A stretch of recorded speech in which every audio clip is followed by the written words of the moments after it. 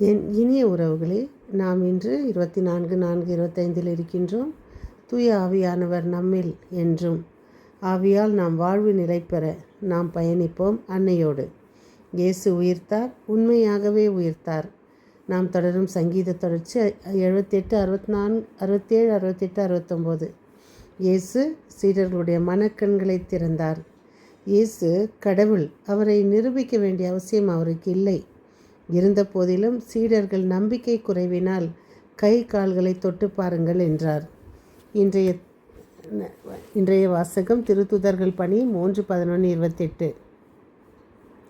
இன்றைய தூய நற்செய்தி வாசகம் லூகாஸ் 24:35-48.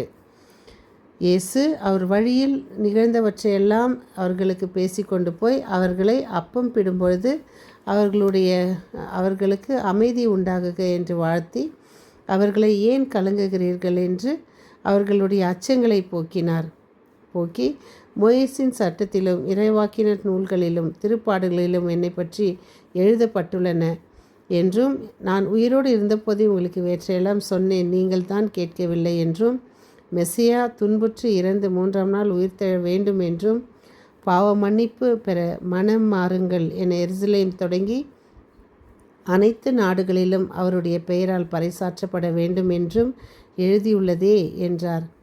உயிர்த்த இயேசு சீடர்களுக்கு சொன்னது அமைதி உரித்தாகுக என்ற வாழ்த்து செய்தியை கேட்டு கலங்கிய நெஞ்சங்களில் அவர் அளித்தது அமைதியின் தென்றல். சீடர்கள் வியப்புற்ற போதிலும் இயேசு தம் கைகளையும் கால்களையும் தொட்டு பார்க்க சொன்னார். உயிர்ப்பு என்பது மறு உடனிருப்பு. சீடர்களின் மனக்கண்களை திறந்த நம்பிக்கையின் ஒளியை ஏற்றினார்.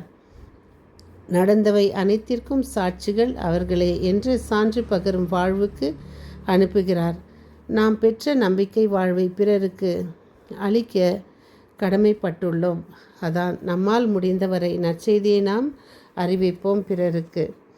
அதான் ஒரு சிறிய இதனுடைய விளக்கம். விடுதலை பயணம் தொடங்கி இறை சட்டம் வரை ஆண்டவர் மோசே மூலம் இஸ்ரேலருக்கு பல்வேறு கட்டளைகளை கொடுத்தார். இக்கட்டளைகளை பிற்காலத்தில் 613 யூத சட்டங்களை சில யூத ரபிகளால் வகுக்கப்பட்டன. இச்சட்டங்களே திருச்சட்டம் எனப்பட்டது. அக்காலத்தில்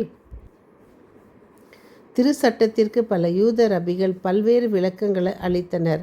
அதில் பரிசேயர்கள் கில்லேஸ் என்பவரது திருச்சட்ட விளக்கங்களை தழுவி கடைபிடித்து வந்தனர்.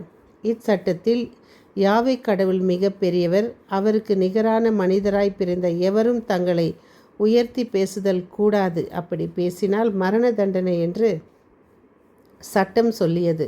நமது நலனுக்காகவே நாமும் அவருடைய தூய்மையில் பங்கு கொள்ள வேண்டும் என்பதற்காகவே கடவுள் ஒரு மனிதனாக உலகம் வந்து நமக்காக மரித்தார்.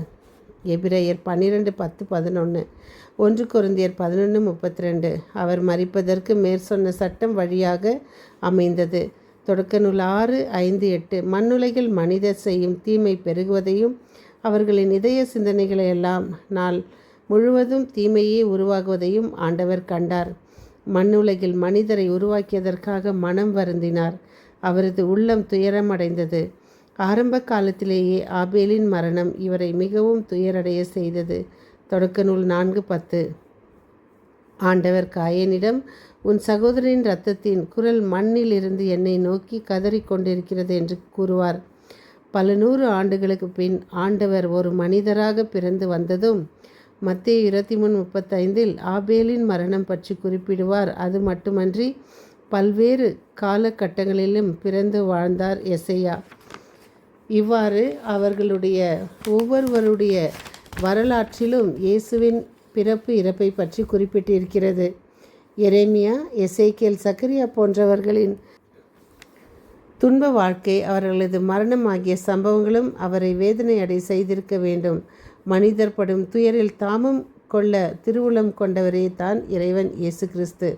தார் ஒரு மனிதராக வந்து பாடுகள் அனுபவித்தார். தாம் படும் பாடுகளில் பங்கு கொள்ள சில சீடர்களை அழைத்தார். ஆண்டவர் இவ்வுலகம் வந்து உயர்ந்த இடத்தை நாடவில்லை. குட்டம், குறை நோய் பிடித்தவர்கள், ஒதுக்கப்பட்ட பெண்கள், ஆயக்காரர்கள், ஏழைகள் போன்றவர்களின் வீடுகளைத்தான் நாடினார். உணவு உண்டார், தங்கினார். மார்க் 14:1 ஆண்டவரின் இப்புனித செயல் யூதர்களை முகம் சுளிக்க வைத்தது. ஏனெனில் தொழுநோயாளிகள், ஒதுக்கப்பட்ட பெண்கள், ஆயக்காரர்கள், நோயாளிகள் ஆகியோரை பாவிகள் அவைகளை தள்ளிவை என்று திருச்சட்டம் சொல்லியது. இச்சட்டத்தை கொடுத்ததும் ஆண்டவரே. அதுவே அவர் பாடுபட வழியாயிற்று. யூதர்களால் ஒடுக்கப்பட்ட ஆயக்கார பணி செய்ய லேவி என்கிற மத்தேயுவைத்தான் ஆண்டவர் அழைத்தார்.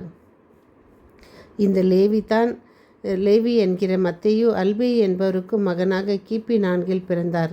இவர் கப்பர்நவும் என்ற ஊரை சார்ந்த அல்பேயு லேவியர் குலத்தை சார்ந்தவர்.